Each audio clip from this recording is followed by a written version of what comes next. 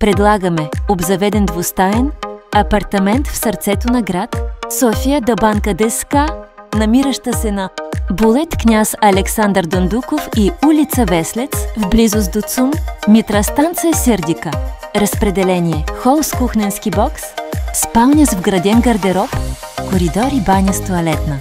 Към имота има паркомясто във вътрешен двор, цена 600 евро с включено паркомясто.